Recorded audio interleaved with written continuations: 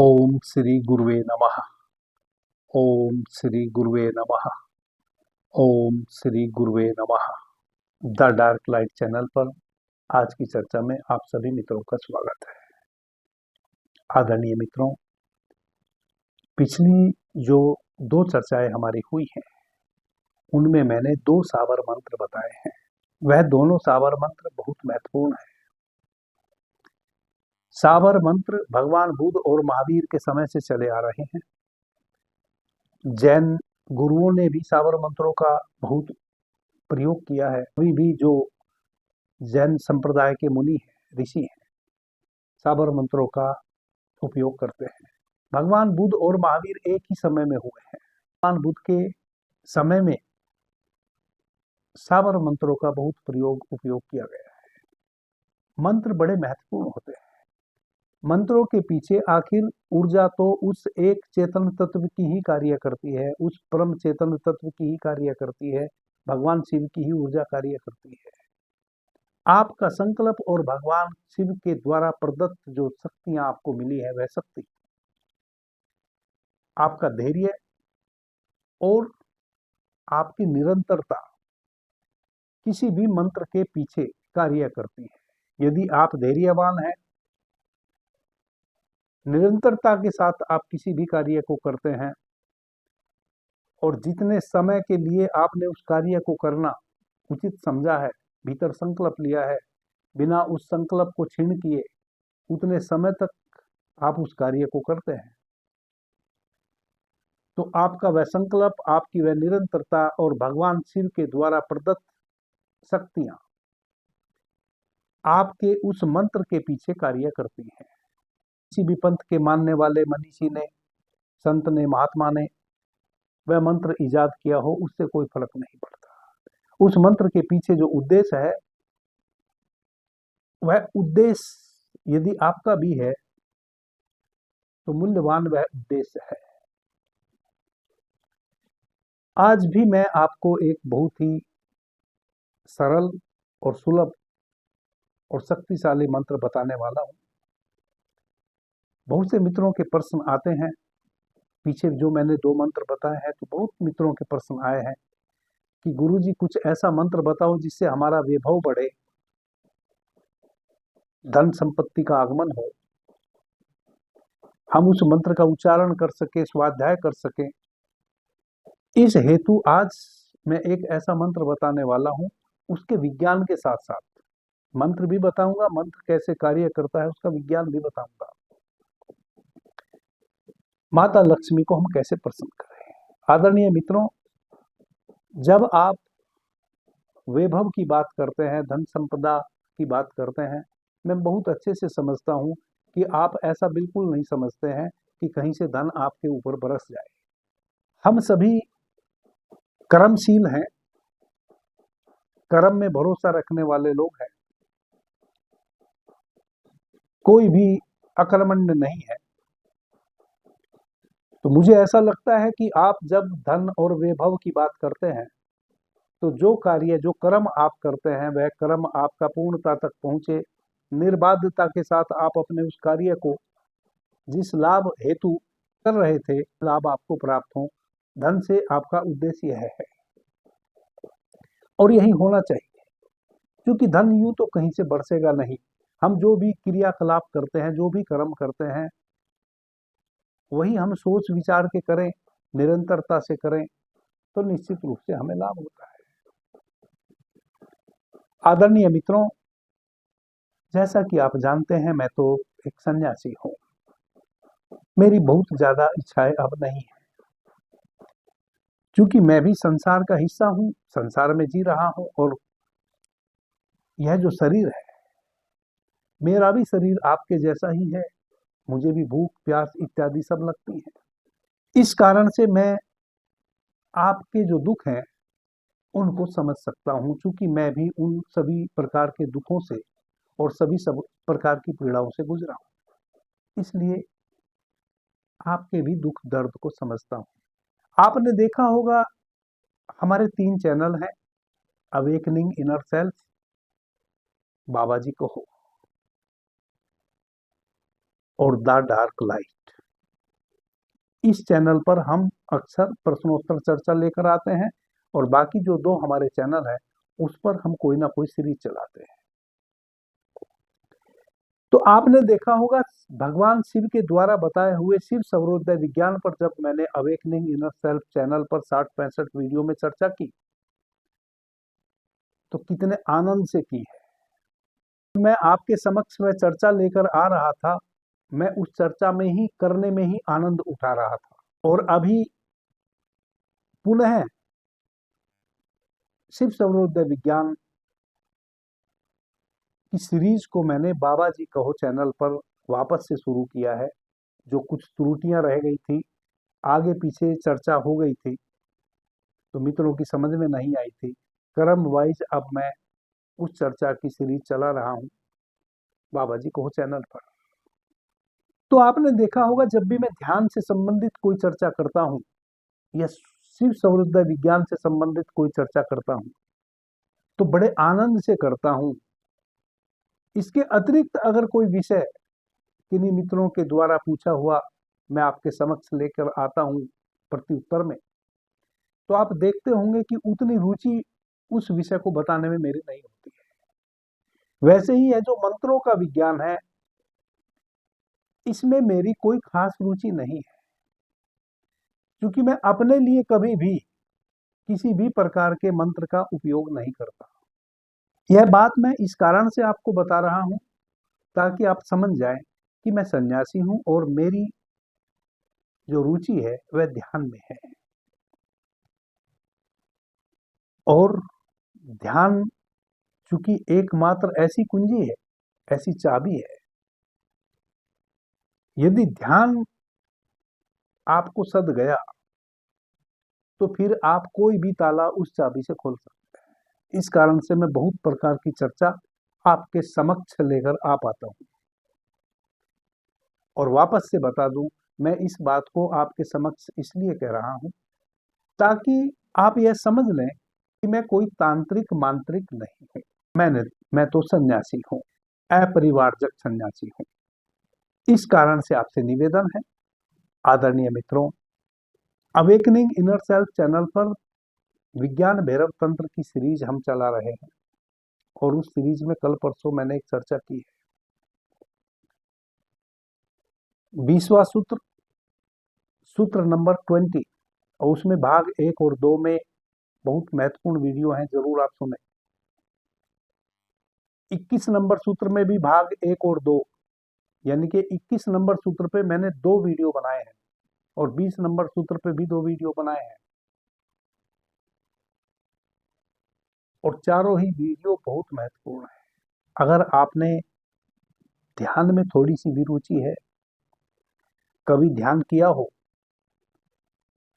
एक क्षण के लिए भी कभी ध्यान में बैठे हो, तो ध्यान में बैठने का मतलब है शून्य हो जाना।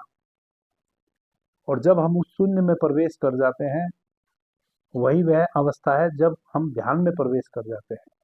जब तक हम शून्य में प्रवेश नहीं कर जाते तब तक केवल ध्यान एक क्रियाकलाप भर है। कहते हैं ना कि मैं ध्यान में जा रहा हूं, मैं ध्यान कर रहा हूं, मैं ध्यान में था। ध्यान में तो हम उसी दिन होते हैं जिस दिन हम उस शून्य में प्रवेश कर गए होते हैं। जब तक हम उस शून्य में प्रवेश नहीं कर गए होते हैं तब तक केवल ध्यान करने की कोशिश की जा रही है, क्रियाकलाप किया जा रहा है।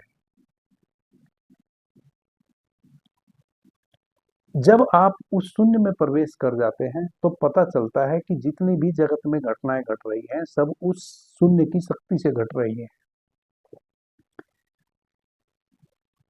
जितने भी मंत्र हैं इस जगत में, चाहे वह किसी भी प्रकार के मंत्र हो, शांति प्रदायक मंत्र हो, मारण मंत्र हो, उच्चाटन मंत्र हो, मोहक मंत्र हो, सम्मोहन करने वाले मंत्र हो, जितने भी मंत्र हैं, सुख शांति के लिए मंत्र हो, जितने भी मंत्र हैं, सनातनियों के सारे ग्रंथ मंत्रों से भरे पड़े हैं। हमारे वेद क्या है? मंत्र। कोई बात मंत्र के माध्यम से कही गई है, एक ऋचा के माध्यम से कही गई है, यह सारा का सारा जगत ही मंत्र से निर्मित है। आप कोई विचार करके एक मंत्र का उच्चारण करते हैं किसी विशेष कार्य हेतु, वह भी मंत्र है। आदरणीय मित्रों, आप 24 घंटे में 21,600 मंत्रों का उच्चारण बिना उच्चारण किए कर रहे हैं। कि शिव सर्वोदय विज्ञान में भगवान शिव कहते हैं कि हे देवी माता पार्वती को, कि हे सुमुखी, 21,600 टाइम प्रत्येक मनुष्य मंत्र का उच्चारण करता है अपनी श्वासों में। जिस दिन वह मंत्र का उच्चारण भीतर श्वासों में होना बंद हो जाएगा, उसी दिन उस मनुष्य की मृत्यु हो जाएगी। मंत्र के कारण ही हम जीवित हैं। वह जो 21,600 श्वास प्रत्येक व्यक्ति 24 घंटे में लेता है, और उस श्वास की आवन जावन से जो सोहम मंत्र का उच्चारण ऑटोमेटिक हो रहा है भीतर, वह जो ध्वनि का उत्सर्जन हो रहा है आती जाती श्वासों से, उसी ध्वनि से, उसी ध्वनि के प्रकाश से हमारा यह पूरा शरीर परम प्रकाशित है। 72,000 प्राण वाहिनी नाड़ियों में 21,600 श्वासों के माध्यम से जो सोहम मंत्र चल रहा है, उस सोहम मंत्र के घर्षण से जो ऊर्जा उद्घाटित हो रही है, वही ऊर्जा प्राण वाहिनी नाड़ियों में कार्य कर रही है और आप जीवित है। यह तो मंत्र स्वाभाविक चल रहा है हमारे भीतर, ना चले तो सब समाप्त हो जाए। प्रत्येक व्यक्ति के भीतर सोहम मंत्र तो चल ही रहा है, ओमकार मंत्र भी चल रहा है। 10 प्रकार की ध्वनि प्रत्येक मनुष्य की श्वासों में अलग अलग तल पे 7 चक्र हैं, प्रत्येक चक्र की एक ध्वनि है। फिर हम जो श्वास लेते हैं उसकी भी ध्वनि है। आदरणीय मित्रों, पूरा शरीर हमारा भीतर से ध्वनि से भरा हुआ है, और मैंने पीछे बहुत बार चर्चा की है, बिना ध्वनि के प्रकाश निर्मित नहीं हो सकता, और बिना प्रकाश के ऊर्जा निर्मित नहीं हो सकती। यह जो आप भीतर से ऊर्जावान है,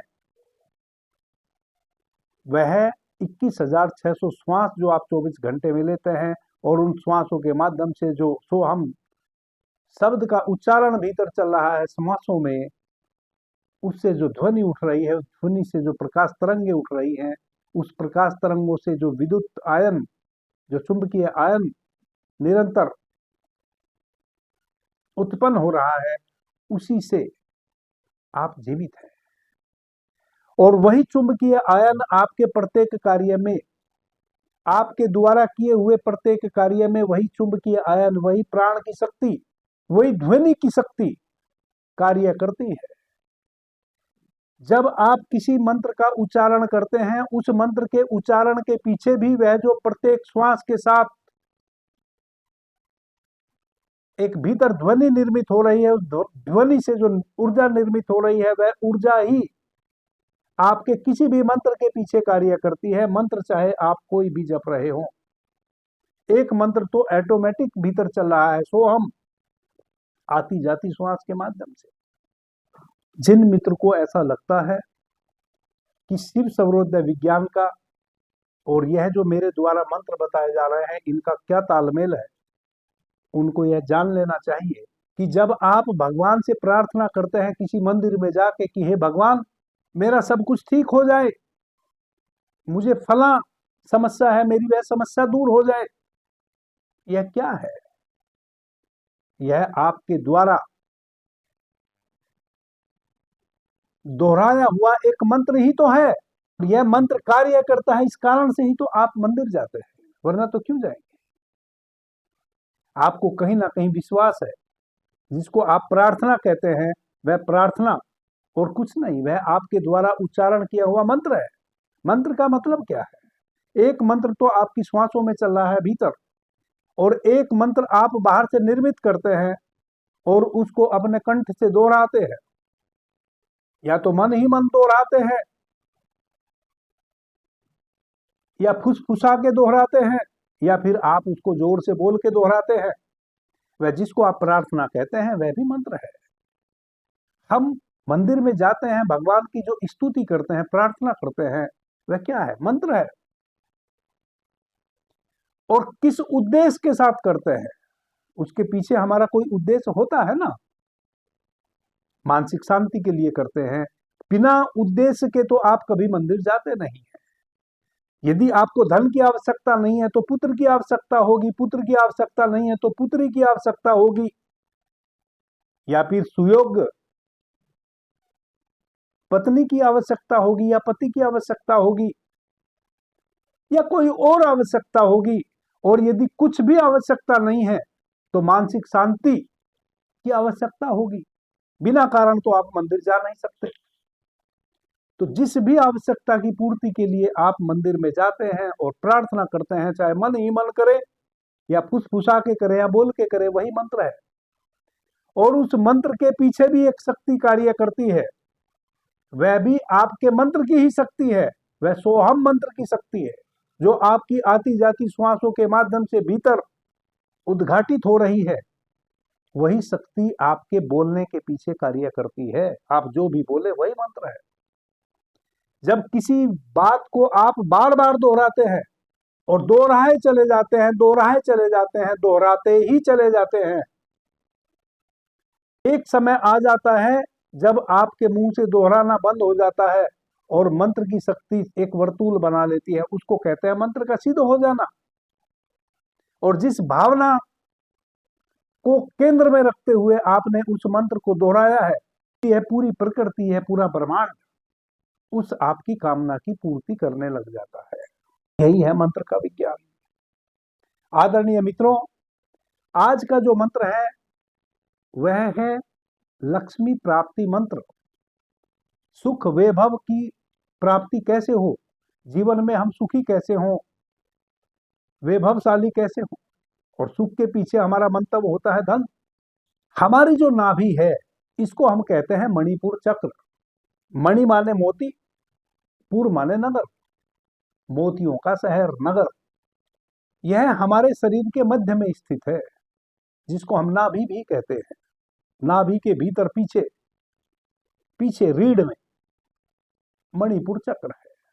हमारे शरीर की जितनी भी नाड़ियां हैं, जो 72,000 प्राणवाहिनी नाड़ियों की चर्चा आपने बार बार पीछे जब मैं स्वर विज्ञान पर चर्चा कर रहा था सुनी होगी, वह सब यहां से संयुक्त है, जुड़ी हुई है आपके नाभि चक्र से। तो साधकों के लिए तो यह प्राण ऊर्जा का केंद्र है। जब आप ईड़ा, पिंगला या सुषुम्ना किसी भी नाड़ी से श्वास भीतर लेते हैं, वह श्वास आपकी नाभि तक प्राणवायु पहुंचती है और वहां से नाभि के पास से फिर 72,000 प्राणवाहिनी नाड़ियां जो आपके शरीर में है, वह प्राण ऊर्जा वाहिनी नाड़ियों में डोनेट की जाती है। 72,000 प्राणवाहिनी नाड़ियां वहां से उस ऊर्जा को ग्रहण करती है। स्वर विज्ञान के साधकों के लिए, ध्यान समाधि की साधना करने वालों के लिए भी यह चक्र बहुत महत्वपूर्ण है, क्योंकि यह परमात्मा के और मनुष्य के बीच का सेतु है। यह परमात्मा के इस भौतिक जगत के, यह जो भौतिक जगत है और जो परमात्मा का जगत है, इन दोनों के मध्य में है और यह सेतु का कार्य करती हैं। आप अपने नाभि चक्र से सांसारिक गतिविधियों में यदि अपने चक्र, नाभि चक्र की ऊर्जा को आप समझ जाएं और सांसारिक गतिविधियों में आप उस ऊर्जा का उपयोग करें, तो आप संसार में झंडे गाड़ लेंगे किसी भी क्षेत्र में। और यदि अपने नाभि चक्र की ऊर्जा को समझते हुए उसी ऊर्जा को आप उधर्व गमन करते हुए अपने सहस्त्रार्थ तक लेके आते हैं, तो आप साधना के क्षेत्र में झंडे गाड़ लेंगे। यानी कि साधना की परम ऊंचाइयों को, सूक्ष्म गहन ऊंचाइयों को आप प्राप्त हो जाएंगे, अनुभवों को प्राप्त हो जाएंगे। तो आज के मंत्र का जो उद्देश्य है वह है सांसारिक स्थितियों में सुख समृद्धि प्राप्त करना। इस मणिपुर चक्र में, नाभि चक्र में माता लक्ष्मी का भी वास है और मणिपुर चक्र में पृथ्वी तत्व का भी वास है। यूं तो हमारा मूलाधार चक्र पृथ्वी का प्रतीक है, लेकिन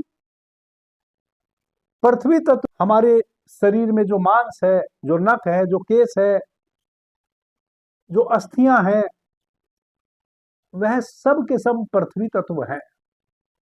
इसलिए पृथ्वी तत्व का समावेश तो पूरे शरीर में है। तो हमारा जो नाभि केंद्र है, हमारा जो मणिपुर चक्र है, यह 10 पंखुड़ी वाले कमल का फूल है, जिसकी पंखुड़ी पीले कलर की है। प्रत्येक चक्र में अलग अलग कमल के दल है, पंखुड़ियां हैं। यह हमारा सहस्त्रार कमल दल है, जिसको हम सहस्त्रार चक्र कहते हैं। मूलाधार हमारा 4 पंखुड़ी वाला कमल है। मणिपुर चक्र यानी कि हमारे नाभि चक्र 10 पंखुड़ियों का एक कमल का फूल है, जिसमें 10 पंखुड़ियां ऐसे खिली है, और उन 10 की 10 पंखुड़ियों का जो कलर है वह पीला है, येलो है। इस चक्र में त्रिव आलोक प्रघटित होता है। चूंकि चंद्र स्वर से या सूर्य स्वर से, तो प्राण तत्व हमारी नाभि के पास ही आता है, जैसा कि मैंने पीछे बताया, और वहां से 72,000 नाड़ियों में प्रवेश करता है।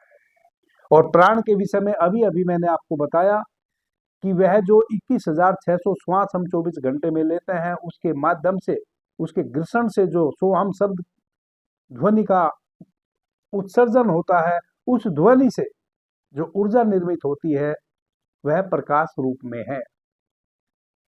वह प्रकाश ऊर्जा सब सर्वप्रथम हमारे नाभि केंद्र पे ही आती है, और नाभि केंद्र से फिर पूरे शरीर में प्राणवाहिनी नाड़ियों में फैलती है। इस कारण यह मोतियों का नगर है, चूंकि परम प्रकाशित है।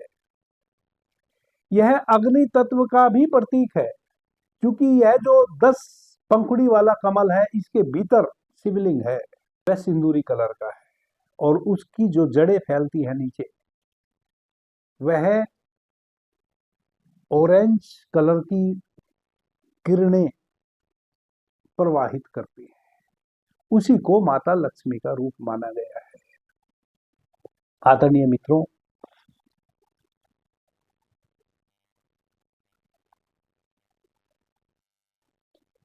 वही जो जड़ों से तरंग फैल रही है ऑरेंज कलर की, उसी को लक्ष्मी का रूप माना गया है।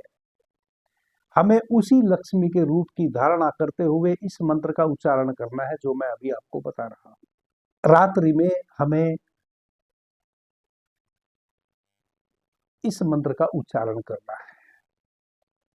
आप अपने पूजा प्रार्थना के रूम में, कक्ष में बैठ जाएं, तो सर्वप्रथम आप उत्तर दिशा में मुंह करके बैठ जाएं। एक घी का दीपक जला लें, अगरबत्ती धूप बत्ती जला लें, आंख बंद कर लें, रीढ़ सीधी कर लें।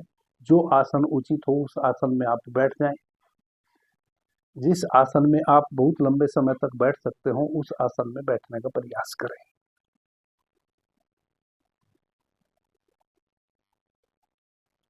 अपने नाभि चक्र पे अपने पूरे ध्यान को लेके जाएं। नाभि चक्र पे अपने ध्यान को लेके जाएं।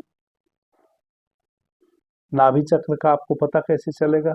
आपकी जो हाथों की ये उंगलियां हैं, इनसे अपनी नाभि को ऐसे आप स्पर्श करें।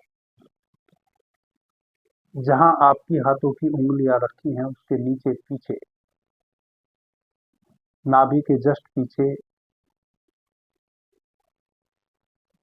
मणिपुर चक्र है, रीढ़ से जुड़ा हुआ।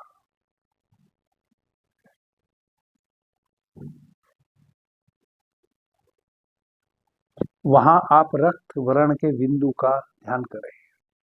पीले कमल के बीचों बीच सिंदूरी कलर का एक जो शिवलिंग है, एक जो बिंदु है, उस पर ध्यान करें।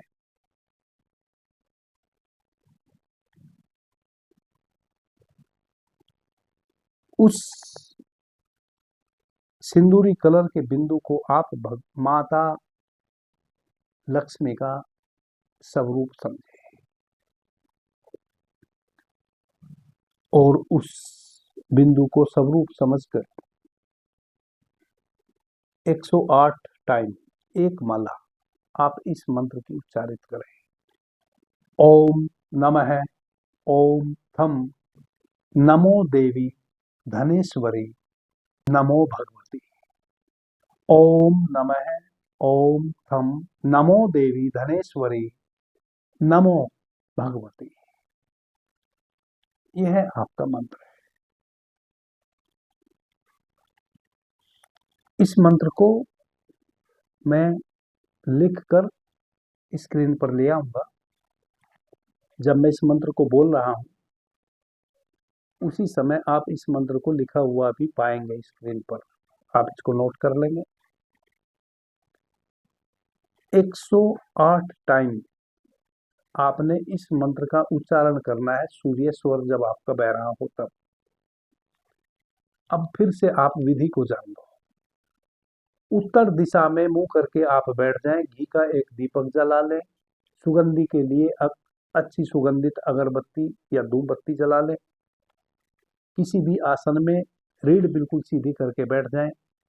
आपका जो नाभि चक्र है उस पर इस प्रकार से अपनी उंगलियों के अग्रभाग को रख के, जहां आपकी उंगली रखी है उनके नीचे आपकी नाभि है और नाभि के पीछे रीढ़ से जुड़ा हुआ आपका मणिपुर चक्र है, जिसको मोतियों का नगर कहते हैं।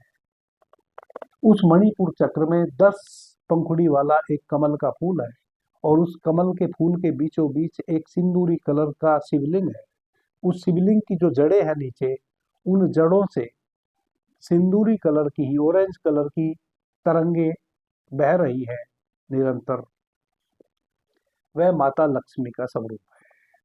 सिंदूरी कलर के शिवलिंग रूपी बिंदु को आप भीतर देखने की कोशिश करें। अपनी नाभि में जहां आपकी उंगलियां हैं, जब आपका ध्यान वहां जुड़ जाए तब आप हाथों को भैरव मुद्रा में रख सकते हैं अपनी गोद में। देखें कि आपका कौन सा स्वर बह रहा है। या तो आप पहले ही अपने सूर्य स्वर को सक्रिय कर लें या फिर सूर्य स्वर के सक्रिय होने का आप इंतजार करें।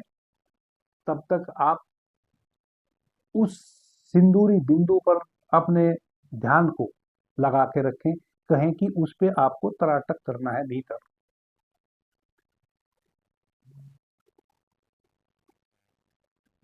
कमल गट्टे की एक माला ले लें। सूर्य स्वर में आप 108 टाइम इस मंत्र का उच्चारण करें किसी भी शुक्ल पक्ष के दिन। शुक्ल पक्ष की प्रथमा से लेकर और पूर्णिमा तक आप कम से कम 15 दिन लगातार 108 टाइम यानी कि एक माला प्रतिदिन संध्या के उपरांत यानी कि रात्रि में इस मंत्र का उच्चारण करें। आपका जो यह मंत्र है, इस मंत्र के पीछे आपकी भावना जुड़ी है। वह भावना क्या है? धन प्राप्त करना है। धन प्राप्त कहां से होता है? जो भी कार्य आप अपने जीवन में करते हैं, जो भी कर्म करते हैं, वह कर्म आपका सुचारू हो, पूर्ण रूप तक, पूर्णता तक पहुंचे, वहीं से तो धन आएगा। यह आपकी भावना है कि मेरे सभी कार्य बने, जो भी कार्य मैं करूं, और जो भी नए कार्य मुझे करने हैं उसका भी अच्छे कार्य करने का मुझे सुझाव आए, अपॉर्चुनिटी आए कहीं से, और मैं पूरी शक्ति के साथ, ईमानदारी के साथ उस कार्य में लग जाऊं। जब आप इस मंत्र का उच्चारण करेंगे निरंतर, और आप इसको सदियों कर सकते हैं, जब तक चाहें तब तक आप इस मंत्र का उच्चारण करते हैं, कर सकते हैं। यह तो प्रतिदिन की आपकी एक प्रार्थना हो जानी चाहिए संध्या की, सूर्यास्त के बाद करने वाली, सोने से पहले, कि मैं माता लक्ष्मी से प्रार्थना, इस मंत्र के माध्यम से आप प्रार्थना ही तो कर रहे हैं कि आपके जीवन में सौभाग्य उतरे, धन उतरे, और धन उतरेगा कर्म से। इसका मतलब यह हुआ कि यदि माता लक्ष्मी आप पर प्रसन्न हो गई, आपने सुचारू रूप से इस मंत्र का उच्चारण किया सतत, बिना नागा के। जरूरी नहीं है कि आप एक स्थान पे, आप कहीं भी, यदि आप कहीं बाहर चले गए हैं तो वहां भी आप इसका उच्चारण कर सकते हैं। एक गांव से दूसरे गांव चले गए हैं, वहां भी आप इसका उच्चारण कर सकते हैं। धूप दीप नहीं जला पाएंगे, कोई बात नहीं, आप बैठ के उच्चारण तो कर ही सकते हैं। इस उच्चारण के पीछे एक भाव दशा है आपकी, और यह जो मंत्र है, यह मंत्र कह रहा है, इस मंत्र का अर्थ ही है कि हे धन की देवी माता, हे माता भगवती, मेरे जीवन में सौभाग्य लाए, मेरे जीवन में धन आए, समृद्धि आए।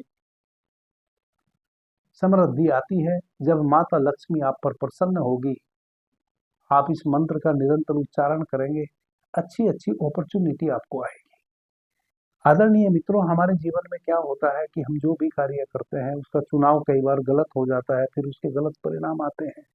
जब प्रभु की कृपा हम पर बरसती है तो जो गलत कार्य है जिसमें मुझे नुकसान हो सकता है, कोई ना कोई ऐसी बाधा आ जाएगी कि आप उसको कर ही नहीं पाएंगे, और जो आपके लिए सही है उसको आप ना चाहते हुए भी कर लेंगे। यही होती है प्रभु की कृपा, यही होती है माता की कृपा। जब प्रभु का प्रसाद हमें मिलता है तो वैसे ही मिलता है। जब प्रभु की कृपा हम पे बरसती है, जब माता का आशीर्वाद हमें मिलता है, उसकी कृपा जब हम पर बरसती है, तो वह ऐसे ही बरसती है कि आपको अपॉर्चुनिटी आनी शुरू हो जाएंगी, और जहां आप फंस सकते हैं, उलझ सकते हैं जिन कार्यों में, ऑटोमेटिक या तो वह कार्य आप तक पहुंचेंगे ही नहीं, और यदि कोई आपके समक्ष उन कार्यों को लेके आ भी गया तो कोई ना कोई ऐसी घटना घट जाएगी कि आप उसमें स्वयं को लिप्त नहीं कर पाएंगे और नुकसान होने से बच जाएंगे। और यही तो शिव सर्वोदय विज्ञान भी कहता है। शिव सर्वोदय विज्ञान भी आपको यही चेताता है कि कब कौन सा स्वर चल रहा हो तो इसका मतलब अब कार्य करने योग्य है या नहीं, उस हिसाब से फिर आपको कार्य करना है या नहीं करना है। हानि से बच जाएंगे और लाभ से आप परिपूरित हो जाएंगे। आपके जीवन में माता लक्ष्मी की कृपा बरसे। इन्हीं शब्दों के साथ आपसे विदा लेता हूं। आपने मुझे ध्यान से प्रेम से सुना, उससे मैं बहुत अनुग्रहित हूं। सभी मित्रों को मेरा प्रणाम, धन्यवाद। जय मां लक्ष्मी, जय मां भगवती।